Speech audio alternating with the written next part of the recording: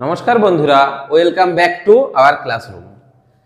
দেখো, আমরা আজকে যেটি পড়ব মানুষের চোখের দৃষ্টি সমস্যা ও তার প্রতিকার।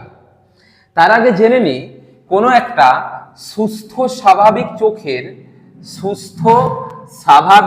চোখ কোনখানে বস্তু রাখলে প্রতিবিম্ব সঠিকভাবে গঠিত হয়। আমরা যদি দেখো এত সামনে বস্তু রাখি, এর প্রতিবিম্ব দেখো আমাদের মস্তিষ্কের মধ্যে মনে হচ্ছে যেন না ঠিকঠাক গঠিত হচ্ছে না, বা আমরা মার্কারটা দেখতে পাচ্ছি না। মোটামুটি একটা ডিস্টেন্স মেনটেন করলে মনে হয় ঠিকঠাক ভাবে বুঝতে পারছি। মনে রাখবে, একটা স্বাভাবিক চোখের প্রতিবিম্ব গঠনের ক্ষেত্রে বস্তুটার মিনিমাম দূরত্ব চোখ থেকে হতে হবে কত? 25 সেন্টিমিটার। এবং দূরবিন্দু কত হতে হবে? অসীম। অর্থাৎ সুস্থ চোখ অসীম দূরত্বের বস্তুকেও সঠিকভাবে দেখতে পায়, কারণ তার প্রতিবিম্ব রেটিনায় সঠিকভাবে গঠিত হতে থাকে। তাহলে সুস্থ স্বাভাবিক চোখের দৃষ্টি পাল্লা কত বললাম? দৃষ্টি পাল্লা মানে কোনখান থেকে কোনখানের মধ্যে বস্তু রাখলে দেখতে পাই না? 25 সেমি থেকে অসীম। 25 সেমি থেকে কত? অসীম দূরত্ব পর্যন্ত। অর্থাৎ 25 সেমির আগে কোনো বস্তু রাখলে চোখ থেকে 10 সেমির মধ্যে বা 20 সেমির মধ্যে ওর প্রতিবিম্বটা স্বাভাবিকভাবে ভালো গঠিত হবে না। তাই প্রতিবিম্বটা ঠিকভাবে আমরা অনুভব করতে পারবো না।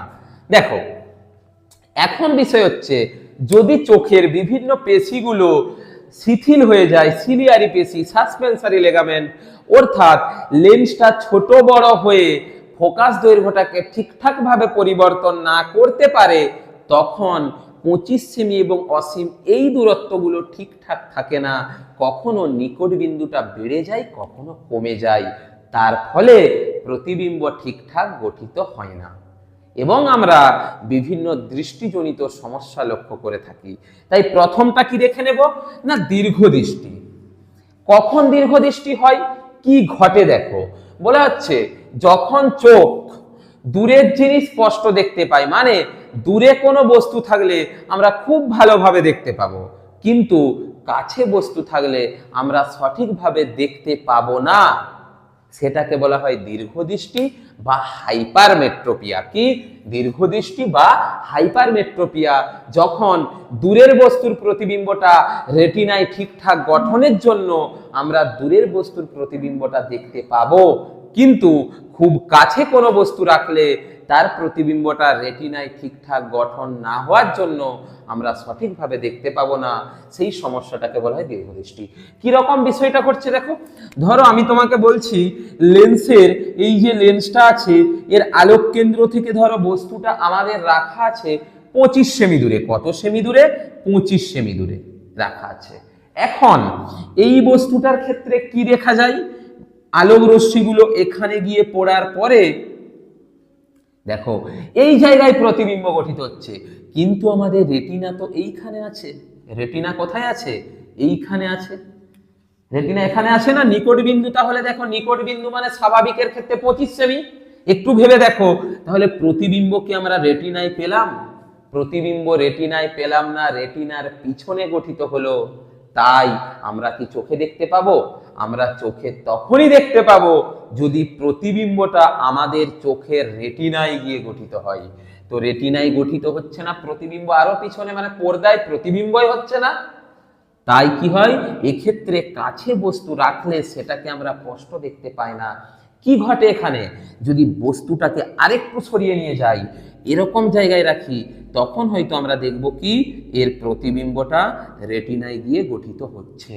অর্থাৎ কি ঘটছে না, এর যে নিকট বিন্দুটা সেটা 25 সেমি থেকে সরে গেল। 25 সেমি থেকে সরে গেল মানে আরো বেশি হয়ে গেল। তাই ফার্স্ট কোশ্চেন, দীর্ঘদৃষ্টি সম্পন্ন মানুষের চোখের ক্ষেত্রে নিকট বিন্দু কি হয়? 25 সেমি থেকে বেশি হয়। অর্থাৎ 25 সেমি দূরত্বে বস্তু রাখলে তার প্রতিবিম্ব রেটিনায় সঠিক গঠন হবে না, তারও থেকে দূরে রাখতে হবে। তো এটাকে কিভাবে আমরা প্রতিকার করব? কি করে আমরা প্রতিকার করতে পারি, ভালো করে একটু বুঝে নাও বিষয়টা। আগে কি বললাম আমরা? ধরো নিকট বিন্দু মানে 25 সেমিটা, এই দূরত্বটা যদি আমরা দেখি চোখ থেকে 25 সেমি দূরত্বে আছে। যদি দূরে কোনো বস্তু রাখি তখন হয়তো আমরা দেখতে পাচ্ছি কি প্রতিবিম্বটা আমাদের রেটিনায় গিয়ে গঠনটা হলো, তাই কি আমরা দেখতে পেলাম। তাহলে এখন যেটা ঘটছে, এই যে ধরো প্রতিবিম্বটা আমরা দেখতে পাচ্ছি না, আমাদেরকে কি করতে হবে, ঠিক এই জায়গাটায় আমরা একটা উপযুক্ত ফোকাস দৈর্ঘ্যের উত্তল লেন্স লাগিয়ে দিলাম। ধরো 25 সেমি দূরে যে প্রতিবিম্বটা আছে, আমি কি কনসেপ্টটা বললাম না, এই দিকে যে আলোটা গিয়ে পড়ছে এখানে কি হচ্ছে না, দূরে গিয়ে প্রতিবিম্ব গঠিত হচ্ছে। তাহলে আমাকে কাছকে সরিয়ে আনতে হবে, কাছে আনতে হবে।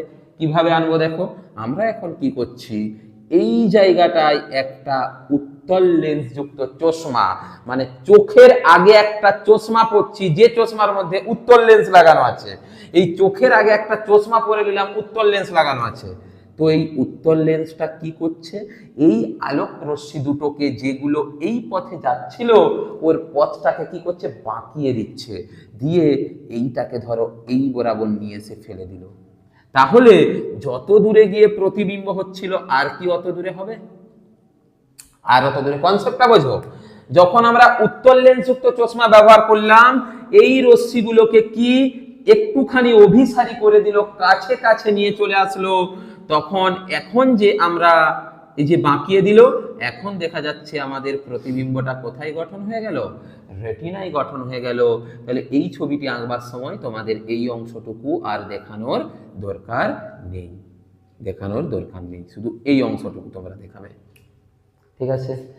অর্থাৎ এই যে প্রতিকার দীর্ঘদৃষ্টির ক্ষেত্রে কি না, উপযুক্ত ফোকাস দৈর্ঘ্যের উত্তল লেন্স যুক্ত চশমা ব্যবহার করব, এমন চশমা ব্যবহার করব যাতে প্রতিবিম্বটা নিকট বিন্দুর ক্ষেত্রেও 25 সেমি ক্ষেত্রেও রেটিনায় গঠিত হয়, আমরা কাছের বস্তুকেও সুস্পষ্টভাবে ভালো দেখতে পাই।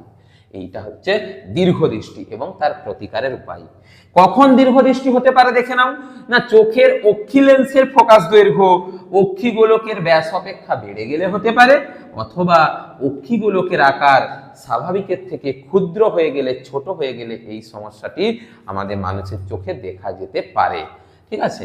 এরপর দেখো আমরা হ্রস্ব দৃষ্টি কি এবং সেটি প্রতিকারের উপায় কি সেটি একটু জেনে নিই। দেখো হ্রস্ব দৃষ্টি, হ্রস্ব দৃষ্টি কি না, যদি চোখ কাছের জিনিসটা স্পষ্ট দেখতে পাই, অর্থাৎ কাছের জিনিসের প্রতিবিম্ব রেটিনায় ঠিকঠাকভাবে গঠিত হয়, কিন্তু দূরের জিনিস ভালো দেখতে না পাই, স্পষ্ট দেখতে না পাই, তখন কি হয়, যে দৃষ্টি ত্রুটিটা সেটাকে বলা হয় হ্রস্ব দৃষ্টি বা মায়োপিয়া। কি বললাম, হ্রস্ব দৃষ্টি বা মায়োপিয়া।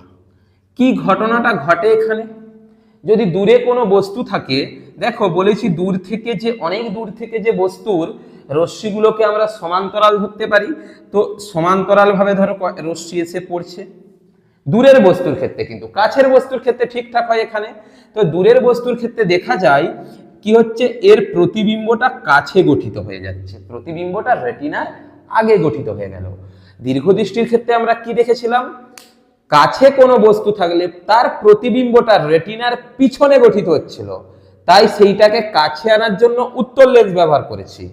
এখানে কি হচ্ছে, দূরের বস্তুর প্রতিবিম্বটা কি হচ্ছে, রেটিনার থেকেও আগে, মানে পর্দার থেকেও আগে প্রতিবিম্ব গঠন হয়ে যাচ্ছে। তাহলে আমরা কিভাবে দেখব, তাই না? তাই কি এখানে স্পষ্ট দেখতে পাবো না।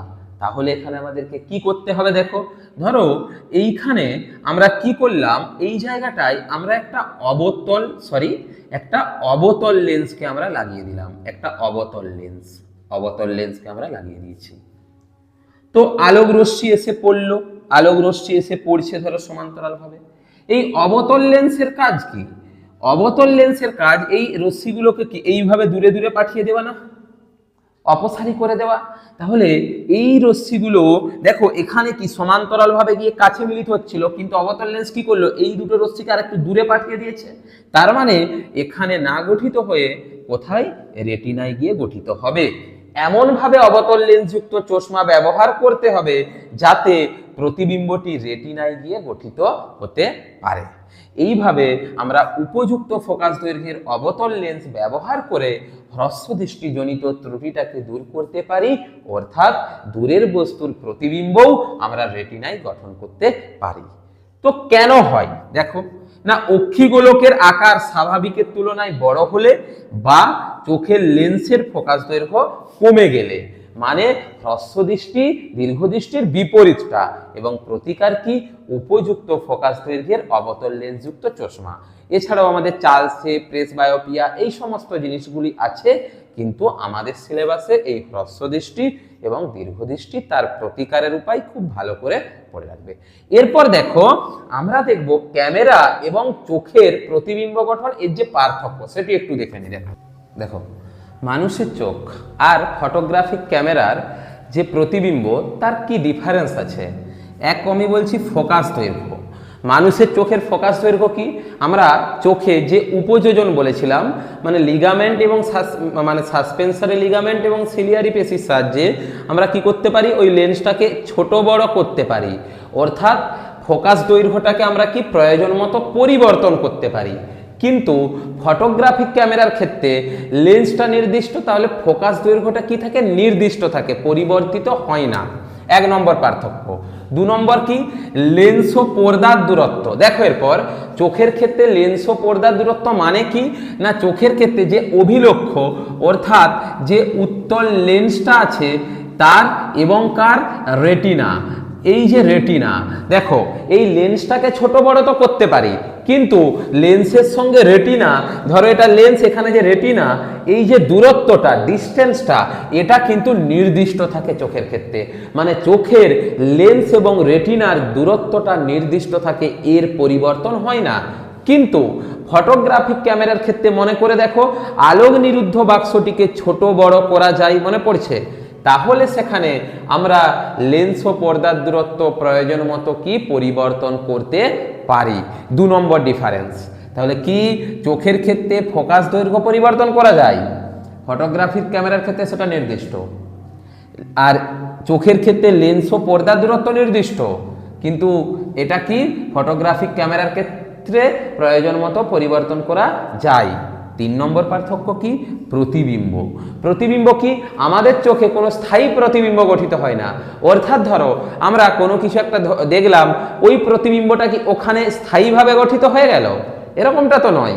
আমরা মনে রাখতে পারি সেটা আলাদা, কিন্তু ওইখানে কি স্থায়ীভাবে গঠন হলো? না। কিন্তু দেখো ফটোগ্রাফিক ক্যামেরায় কোনো একটা প্রতিবিম্ব স্থায়ীভাবে গঠিত হয় এবং সেই প্রতিবিম্বটাকে তো আমরা বের করতে পারি না ফটো হিসাবে। এই সমস্ত পার্থক্যগুলি আমরা দেখে নিলাম। তাহলে আজকে কি দেখলাম না, হ্রস্ব দৃষ্টি কি দীর্ঘদৃষ্টি কি তার প্রতিকারের উপায়, কোন ক্ষেত্রে কোন চশমা, এবং মানুষের চোখ ও ফটোগ্রাফিক ক্যামেরার প্রতিবিম্বের পার্থক্য। এরপর আমাদের যে আছে এর পরেরটা আলোর বিচ্ছুরণ, ওই আলোর বিচ্ছুরণ পড়ব, স্নেলের সাহায্যে ওই বিচ্ছুরণের ব্যাখ্যা পড়ব। তাছাড়া বিভিন্ন যে তড়িৎচুম্বকীয় বর্ণালী সেই সম্পর্কে আমরা পরের পাঠে আলোচনা করব। আজকে এইখান পর্যন্তই থাক। তোমরা প্রতিনিয়ত ফলো করবে, প্রতিদিনই একটা করে ক্লাস কিন্তু আসতে থাকবে।